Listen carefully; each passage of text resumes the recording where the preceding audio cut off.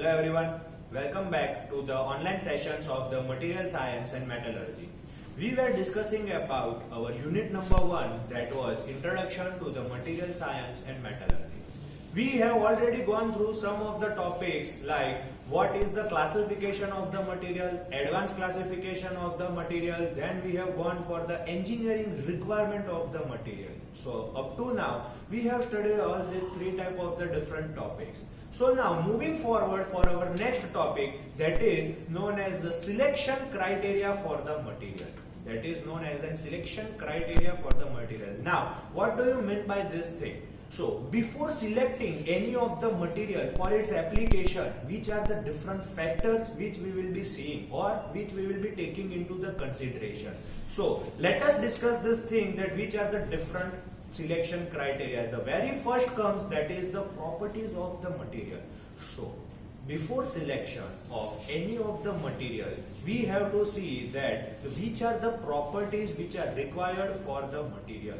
Means in the application, what does we require as a property in a material. So according to that thing, the properties of the material, we will be selecting our material.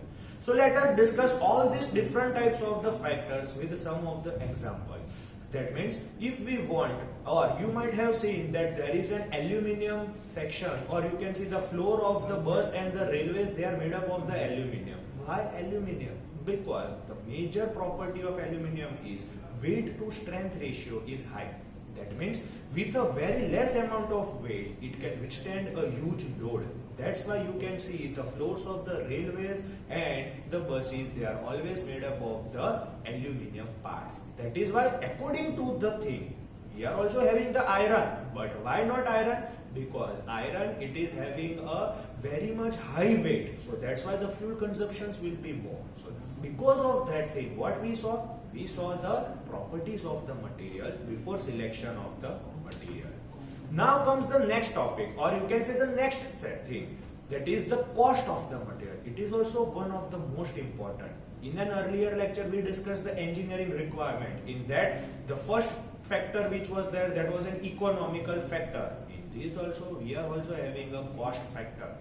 As we discussed in the first factor, that is the properties, that aluminium we are using, the same aluminium type of property we are having in the material like titanium and magnesium. But why we are not using it? Aluminium, magnesium and titanium, all the three material have the same property, weight to strength ratio, but still we are going for the aluminium because it is an economical material.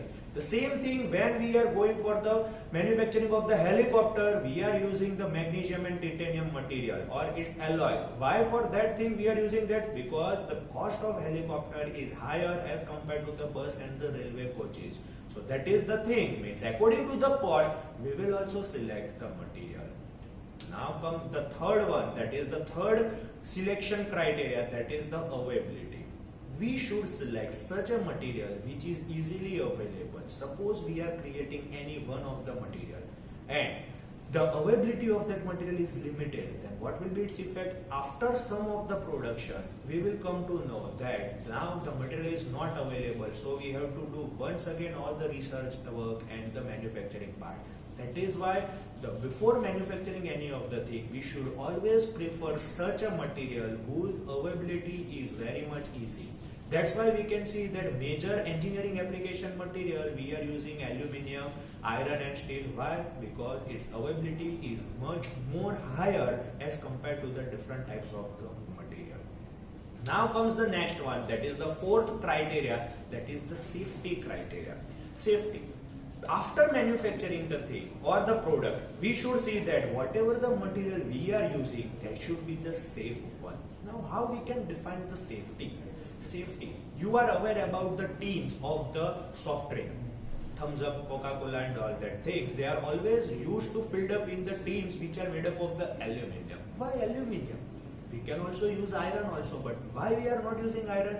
The simple factor which goes like that, that in an iron, if we are using or if we are storing the cold drink, what will happen? It will get oxidized, or you can say corrosion will take place. And as a result, if we are drinking such cold drink, then what will happen? A person may die. That means iron is not a safe material for the storage of the cold drink. So that is the reason why we are using the aluminium, because aluminium do not react. It will not form the corrosion, and that is the reason we are using the aluminium tin instead of the iron and steel. Clear? So that is the one thing. Why? Which property we are seeing, or which thing we are saying? The criteria, that is the safety criteria.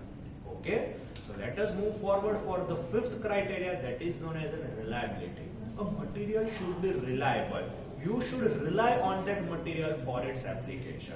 Suppose you are manufacturing a car, a 4-seated car, and if the 4 person sits in the car, and after that if the car will not run or it will not move because of the load, then what will be happening? You are not relying on the material.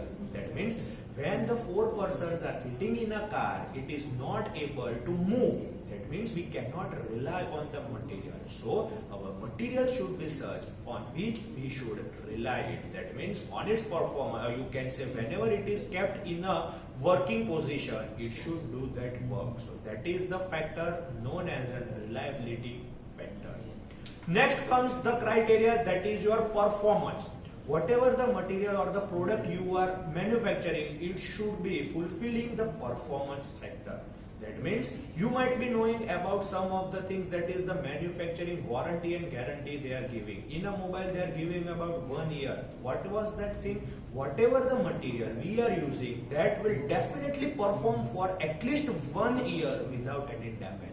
That means they are giving you the life of the thing. Means after all the things, after the reliability, safety, cost, whatever the material we are selecting, it should perform as per the given requirement. That means if you are taking a car, they are giving you the average, but the perfect average should be there for the car. That's why its performance should be dependent on that thing. So material should be selected in such a way that it should give the proper performance of the material. Clear? So now comes the seventh one, that is known as physical attributes. What is the physical attributes? The size, shape, dimension, its appearance, that comes under the physical attributes. Means for selling of the material, this is the major part, or this plays a major important thing for the sales of the product. That means whatever the material we are taking, that should have a proper size and it should be a very attractive in looks. So that's why what will happen, due to that thing, a material sales will improve. Means we should select the thing which is having a very much shiny surface and a good lustrous surface for the production. Next comes the second last thing, that is the second last criteria, that is the environmental condition. Whatever the material which we are using in the Bombay and Ahmedabad, that should not be the same, because the Mumbai, whatever the weather is having, it is having a moisture weather. So what will happen if we are erecting a statue of iron? What will happen in an Ahmedabad? It will have no effect of the environment, because we are having a dry atmosphere over here. But if we go to the Mumbai, what will happen? They are having a moisturous atmosphere, so the iron will get corroded. And as a result, your whatever statue we are erecting, it will not be of any use. So that's why the environmental conditions should also come into the consideration. And the last factor, which is the most important, that is the disposability and recyclability. Means you should take the material such that it should be easily recyclable. Means it should be very much easily recyclable. Whatever the material we are taking, the metals, they are always, we can recycle the thing. As a scrap, we can melt the material and once again we can take for the another purpose. So it should be such that if they cannot be recycled, then its disposable should be a good one. Means we should not use the nuclear or the rubber material, because they are having a major problems of its recyclable and the disposal thing. So these are the 9 different factors, or you can say the criteria on which a material is selected. So there are major difference between the two theories, that is the engineering requirement of the material, and the second one, that is the selection criteria of the material. Clear? So now moving forward with our next topic, that is what will be the relationship between the structure, property and performance. Now let us see the diagram over here. There are 4 different types of the thing. That is the processing. After processing, structure comes. Structure after structure, the properties, and the last one, that is the performance. How does all these 4 things, they are related with each other? They are totally interrelated with each other. How interrelated? Now let us see one of the example. If you are taking a material and if you are going for the processing, means how you are manufacturing the material. If you are manufacturing a material in such a way that if you are having a structure which is known as an BCC structure, you might be aware about the BCC, body centered cubic structure you are getting. You are taking the material and you are getting the BCC structure. Then which is the property of the BCC? The BCC property will be less strength will be there in the material. So what will be the performance? Whatever the product you have made with the help of the BCC structure, its strength will be less.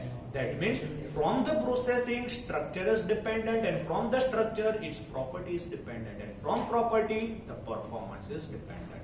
Now, if we want to increase the performance, that means if we want to increase the performance of the material, so what we have to change? We have to change the properties. Which property? The strength of the material should be more. So now how we can change that the strength of the material? We have to change the BCC structure to FCC structure. So for FCC structure, what we require? We require a different type of the processing. That means the raw material all should be changed. That means all these four, they are interrelated with each other. Means if you change any one of the factor, automatically the remaining three factors will automatically get changed. That means they are interdependent with each other. So this was the relationship between the performance, property and structure. Clear? So we have already gone through the topics like what is the classification of the material. That means 3+1, metal, polymer and ceramics plus composite. Then we have also seen the advanced material, that means advanced classification of the material we have seen. Then we have discussed the three factors of the engineering requirement of the material, and in today's lecture what we saw about the selection criteria of the material.